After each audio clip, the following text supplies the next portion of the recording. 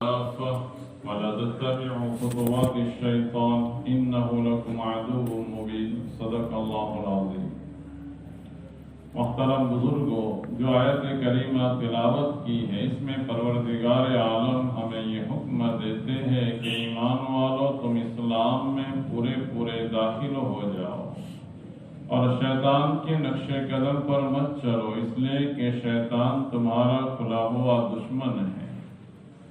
اسلام میں پورا داخل ہونے کا ہمیں حکم دیا گیا ہے، اور اللہ تعالیٰ کی نصرت، اللہ تعالیٰ کی مدد ایمان والوں کے ساتھ اس وقت نازل ہو سکتی ہے، اس وقت آ سکتی ہے جب ہم اسلام میں پورے داخل ہو جائیں۔ اسلام نام ہے کس کا؟ کیا صرف نماز پڑھ لیں ہم اور عبادتوں پر عمل کر لیں تو اسلام میں داخل ہو گئے ہم اور اللہ تعالیٰ کی نصرت اور اللہ تعالیٰ کی مدد کے ہم مستحق ہو جائیں گے؟ اس غلط فہمی کو دور کرنا اور اسلام کی حقیقت کو سمجھنا ہمارے لیے بہت زیادہ ضروری ہے۔ اسلام کے لغوی معنی لغت کے اعتبار سے ہے تابعداری کرنا، اطاعت کرنا، فرما برداری کرنا، اللہ تعالیٰ کے سامنے اپنی گردن کو جھکا دینا۔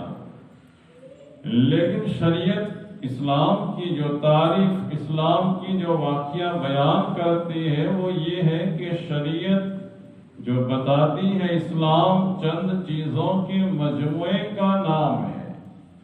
ان چیزوں پر اگر ہمارا عمل ہو تو ہم اسلام پر عمل کرنے والے ہوں گے۔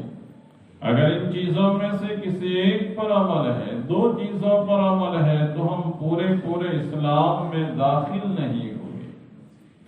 اسلام نام ہے عقائد کے بعد عبادات اور معاملات اور معاشرت اور اخلاقیات پر عمل کرنے کا، یعنی ہمارا عقیدہ پختہ ہو جائے کہ اللہ تعالیٰ کے علاوہ کوئی ذات عبادت کے لائق نہیں، اور حضرت محمد مصطفیٰ صلی اللہ علیہ وسلم اللہ تعالیٰ کے آخری رسول ہیں اور خاتم النبیین ہیں، اور مرنے کے بعد ہر آدمی کو اللہ کے سامنے کھڑا ہونا ہے، حساب دینا ہے۔ نیک لوگ جنہوں نے نیکی کی ہے اس کا بدلہ پائیں گے اور برے لوگوں کو برائی کی سزا ملے گی۔ اللہ کے سامنے حاضر ہونا ہے مرنے کے بعد۔ یہ تین عقیدے بنیادی عقیدے ہیں۔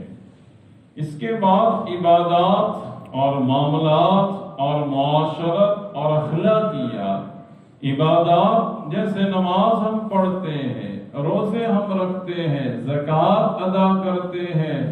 جو صاحب نصاب ہوتے ہیں ان پر حج فرض ہوتا ہے وہ حج ادا کرتے ہیں۔ کوئی آدمی نماز کا اہتمام کرے اور پورے اہتمام کے ساتھ نماز کو ادا کرے، رمضان المبارک کے روزے بھی بڑے اہتمام کے ساتھ رکھے، مال ہے، صاحب نصاب ہے اور سال گزرنے پر زکوٰۃ بھی وہ ادا کرتا ہے، اور استطاعت جب ہوئی تو اس نے بیت اللہ کا حج بھی ادا کیا۔ یہ ساری چیزیں میرے بزرگوں 25% دین ہے۔ یہ ساری عبادتیں مل کر کے کوئی آدمی ان ساری چیزوں پر اچھی طرح عمل کرے، لیکن جو دین کے دوسرے شعبوں سے مراد معاشرت اور معاشرت سے مراد اپنی رہن سہن، والدین کے ساتھ حسن اخلاق سے پیش آنا، ان کے کیا حقوق ہیں ان کو ادا کرنا، شادی کی ہے تو اپنی بیوی کا کیا حق ہے، بیوی ہے تو شوہر کا کیا حق ہے، اولاد ہے تو اولاد کے ماں باپ کے ذمے کیا حق ہے، اور اولاد کے ذمے ماں باپ کے کیا حق ہے۔ اسی طرح میں جس علاقے میں رہتا ہوں میرے پڑوسی کے حقوق کیا ہے، چاہے مسلمان ہو چاہے غیر مسلم ہو۔ میں بس میں سفر کرتا ہوں، میری سیٹ کے قریب جن کی سیٹ ہے چاہے وہ کوئی بھی ہو، مسلمان ہو غیر مسلم ہو، اس کے حقوق کیا ہے میرے ذمے۔ میں ٹرین میں سفر کر رہا ہوں، میں ہوائی جہاز میں سفر کر رہا ہوں، وہ بھی میرے پڑوس میں جو بیٹھا ہے میرا پڑوسی ہے، اس کو کوئی ایذا اور تکلیف نہ پہنچے۔ یہ ساری چیزیں معاشرت کی لائن سے ہے۔ اسی طرح ایک حصہ دین کا معاملات کا ہے۔ معاملات کا مطلب ہم جو تجارت کرتے ہیں، لین دین کرتے ہیں، خرید و فروخت کرتے ہیں، آج کل ہم نے اس کو ایک دنیاوی چیز سمجھ لیا ہے، حالانکہ میرے بزرگ کو یاد رکھنا چاہیے کہ یہ دین ہی کا حصہ ہے۔ ایک آدمی نماز کا پابند ہے، روزوں کا پابند ہے، سارے اعمال عبادت کے اچھے کرتا ہے،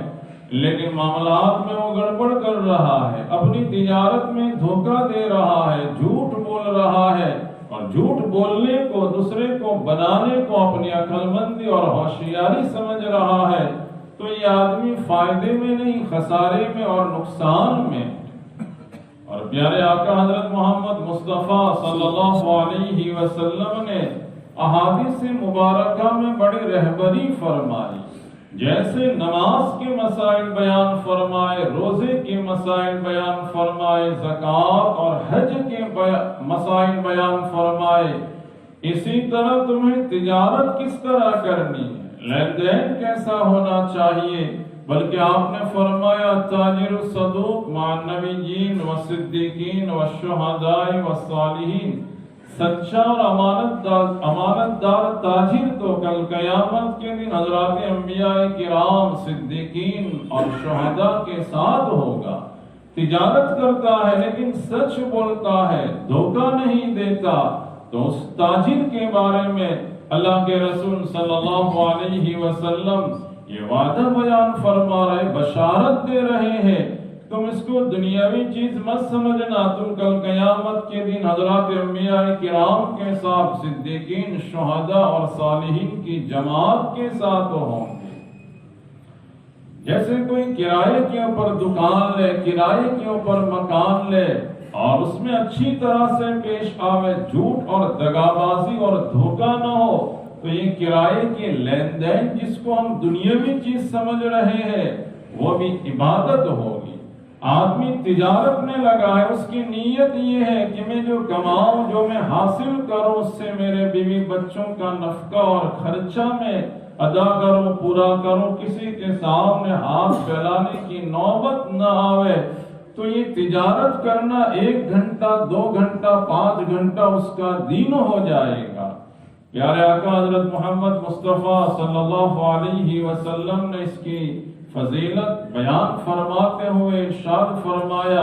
طلب و کسب الحلال فریضۃ بعد الفریضہ، حلال کمائی کا حاصل کرنا ایک فریضہ کے بعد دوسرا فریضہ ہے۔ جب کوئی آدمی محنت اور مزدوری کر کے آپ کی خدمت میں آتا تو آپ اس محنت والے ہاتھوں کو بوسہ دیتے تھے، اس حلال کمائی کو آپ اتنا پسند فرماتے تھے۔ جو لاری چلاتے ہیں، بوریاں اٹھاتے ہیں، گیریج میں کام کرتے، محنت اور مشقت والا، یہ لوگ بڑی فضیلت والے ہیں، حلال روزی کو وہ لوگ حاصل کر رہے ہیں۔ اور ایک شعبہ ہے اخلاقیات کا،